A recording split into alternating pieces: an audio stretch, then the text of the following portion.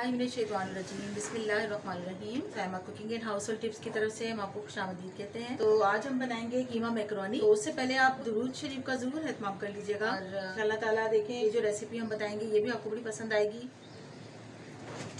ये 2 से 3 table spoon जो है तेल डाला है हमने इसमें, और डालेंगे इसमें हम लहसुन अदरक का पेस्ट डाल दें। चाहे तो चॉप्ड जो है वो लहसुन भी डाल सकते हैं इसमें, लेकिन मैं दोनों का पेस्ट डाल रही हूँ। अच्छा, उसके बाद अगर ये थोड़ा सा उछल रहा है तो आप थोड़ा सा नमक इसमें छिड़क सकते हैं, तो ये उछलेगा नहीं है।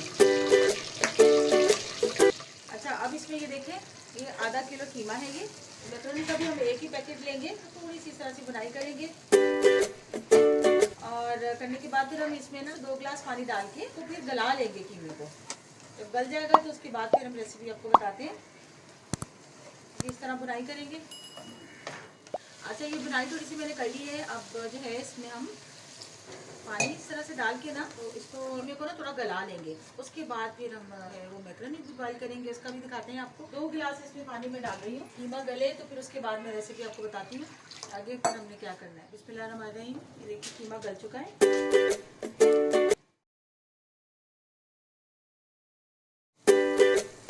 अच्छा, उसके बाद हम इसमें डालेंगे सोया सॉस तकरीबन 2 टेबल स्पून। ये भी तकरीबन 2 टेबल स्पून ये डाल रही हूँ क्योंकि इसमें सारे स्पाइसेस होते हैं। चिली गार्लिक सॉस, ये कुटी लाल मिर्च नहीं डालूंगी क्योंकि फिर स्पाइसेस ज़्यादा हो जाएंगे। ये डाल रही हूँ मैं पिज़्ज़ा सॉस।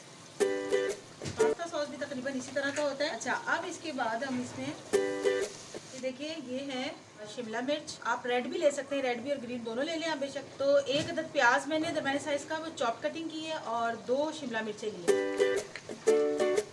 थोड़ी सी बुनाई करने के बाद इसमें बस हम ऐड कर देंगे बॉयल की हुई मैक्रोनी।